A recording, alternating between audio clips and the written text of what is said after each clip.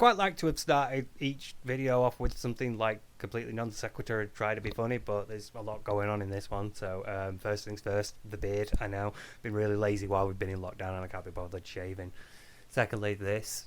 It's just some blackboard wallpaper that I picked up from a cheap shop a while ago and finally figured out I could do something with it. And thirdly, microphone. It's not really a microphone, obviously. It's just my clip-on mic that's a bit crap, and I've masking taped it to a bottle of WWE bubble bath. But being that it's microphone shaped, it does help because it feels more natural to hold a microphone while I'm addressing the camera like this. And I also really want to cut a promo. This is a microphone that's really... This is a bottle shaped like a microphone that's really, really making me want to channel like Main and Rock and just, if you smell, la, la, la, la, la, la, la. I was never good at that. I always preferred Chris Jericho anyway. Yeah, let's move on to the subject of today's video, which should be down here because it was a bit of a request, and sometimes if you ask, you get. So let's do this. Social constructionism. Here we go. Yeah, that'll do. I thought this series would be a good opportunity to look at things that are a bit more foundational to the field of psychology and try to show how they were relevant to our current understanding and why we still talk about them. Because psychology, for me, is at its most interesting and most engaging when you can show how it's applicable and relevant to our world today, instead of just being something that was talked about 50 or 70 or 100 years ago. But obviously psychology isn't just older theories. There are newer fields emerging all the time that either try to merge several strands together into a new holistic framework, or break away from current thinking with something a bit more radical or unique. To focus on older things is to ignore some truly interesting contemporary discoveries and theories. So, with that in mind, let's talk social constructionism. Okay, so at its heart, social constructionism is concerned with how our interactions shape our understanding of our reality. When I talk to you, I do so on the understanding that there are certain beliefs that we both share, such as up being up, down being down, the sky being blue, and Nigel Farage being a and social constructionism is interested in how those shared ideas become established. When I talk to you, the language I use it reflects ideas and beliefs and values that are embodied within it by society. If you're not British, you might find it a bit weird that I call people I don't know mate. When it comes to my own friends, they tend to get called so. And social constructionism is interested in how the dynamics of power within words and meanings develop. When we talk, the things we talk about, they're going to be reflective of the importance placed upon them by society. They could be political events, pop culture phenomena, the PS4 being better than the Xbox One. And social constructionism is interested in how those subjects are framed by our society and our culture, and how that framing affects our understanding of them. It's difficult to get your head round. I hope this is making some sense. But once it clicks, it really becomes a sort of like, it's a Lombrosian moment. Well, at least it was for me. Thanks, Dr. Walsh. Where do you get your news from nowadays? And I don't just mean, about real world events. I mean stuff like, where do you get information and the latest updates about TV shows and movies and bands you're into? How do you find out about the latest developments there? Well, increasingly, you're probably finding out online. And increasingly, how that news is suggested to you is determined algorithmically. But who coded that algorithm, and how did their values, and the values of the society that they live in, affect how that algorithm was coded to operate? Because that algorithm reflects a structure of power. A few lines of code could change what sources are suggested, and thus what perspectives and beliefs are displayed to the end user. Just like how the biases of a newspaper reflect structures of power in how they editorialise or what stories they decide to run.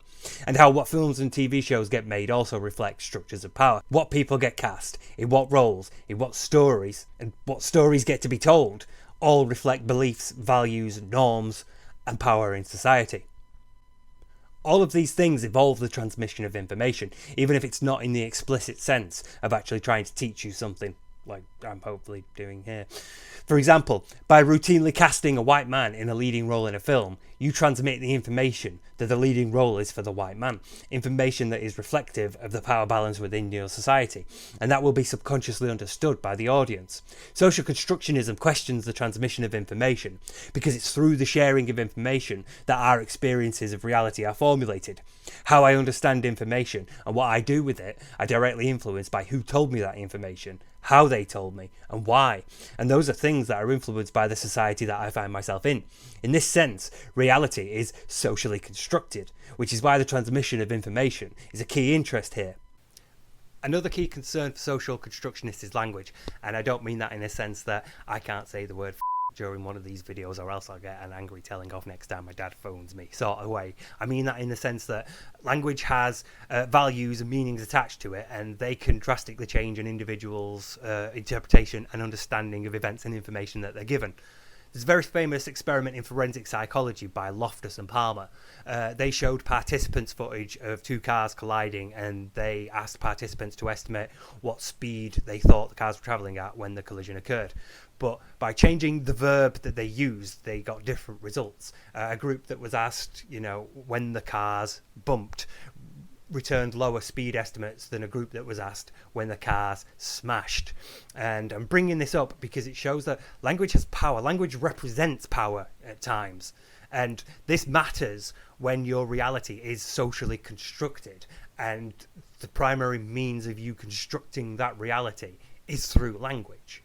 This is an important thing to bear in mind.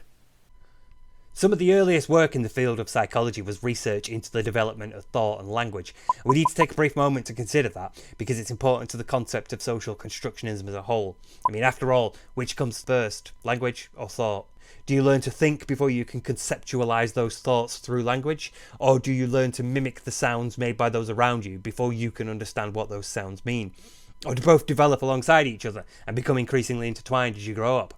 There's no easy answer for this, but it's an important issue because how you learn to understand and interact with the world is shaped by those words and the values they have assigned to them by the society that you live in. This matters in psychology, and not just when you're trying to discuss the ecological validity of your experiments and theories, but also when you're trying to apply your perspective to cultures and people which may have completely different value systems to you. How do we know that our thinking about mental health is the right one? How are we framing the issue of, say, depression? What are our theories, cognitively, behaviourally, biologically? How do we examine those theories? How do we test them? How do we diagnose depression? How do we treat it? What do we do about the root causes of it? And are those causes present in other cultures that may or may not consider and treat depression differently? All of these things are shaped by the society that we are in. And that's not even considering how society views the issue of depression as a whole, which has all sorts of butterfly effect type ripples on the issue, such as how likely research into it is to be funded, how many people want to address the issue, how many people even know it's an issue, and so on. Social constructionism is more than just a reminder of cultural relativity, though. It also serves as a critique of psychology through its rejection of the essentialist assumptions of most psychological theories.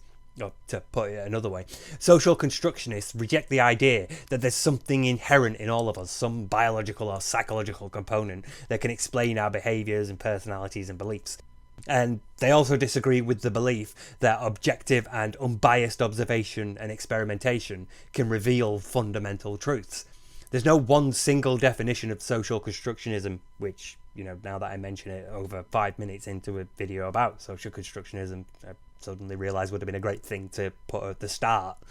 But some of the concepts I've discussed through the video can identify a social constructionist perspective, such as understanding that knowledge is created and sustained through social interactions, and that the language at the heart of those social interactions is value-laden and reflective of greater structures of power within cultures. I don't have the room in this video to talk about the contributions of people like Gergen and Foucault and Derrida, which I know will probably disappoint Dr. Walsh, but hey, there's more material for a longer video at a later date, which is my original plan when I was thinking about this, and my aim here at least was just to cover the basic perspective of social constructionism without getting too lost in foundational history or why semiology matters. I also wanted to emphasise the importance of being aware of how values are propagated by systems of power through knowledge and language and culture, because I really can't help but feel that that's important nowadays. Psychologists like to use the term tabula rasa, and it's mainly because Latin phrases sound fancy. But it also means blank slate, so it sort of stands for nurture over nature. Nobody's born with pre-existing biases or beliefs or knowledge. We're born essentially blank, and everything that we pick up along the way, we do so through our interactions with our environment and people and society and culture that we're in. So, nobody's born hating other people. Nobody's born with hate. Hate is a learned response. It's conditioned by the society and the culture that we're in. And when we come to hate an outgroup, we perpetuate an existing system of power.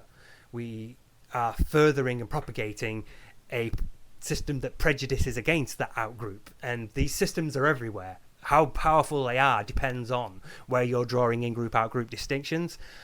There's not that many actively prejudicing students right now. There's not many systems that work to deprive students of their rights in the same way that systems exist to strip trans people and black people of their rights. But when I say student, you have an image in your head depending on your interactions with the systems that are around you.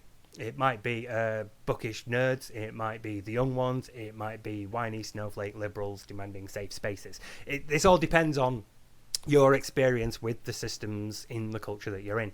And the point I want to make is that these systems aren't anywhere else in the universe. We're just floating around space on this ball of rock, orbiting a star in the far-flung corner of a spiral galaxy that's in just some insignificant part of space, and nobody's coming to save us. Nobody has experience of these systems that we're in. They don't appear anywhere else in the universe, just here, because we made them. They're man-made, and we can break them, we can shape them. We have to look at them and question them, but it's possible, it's doable. And that's what social constructionism reminds us of. Social constructionism makes us look at these systems and our knowledge, and it makes us question it. It makes us question where it came from and what belief it's trying to propagate and what language is used to give us that information. It makes us question the dynamics behind all that interaction. And that's an important thing nowadays. So even though it's not that old a theory compared to, say, behaviorism or, Phineas Gage from the last video, it's still an important thing that needs to be discussed because there's no other psychological perspective that does this. There's nothing else that lets us look at society as a whole in that meta way. And that's why we still talk about social constructionism.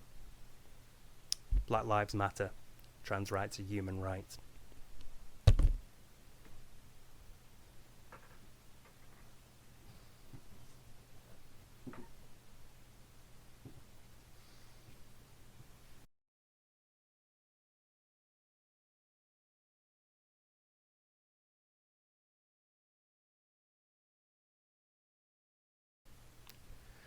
Just a quick question I've found myself mulling over quite a lot recently. How many apples have to be bad before you can ask if there's a problem with the orchard?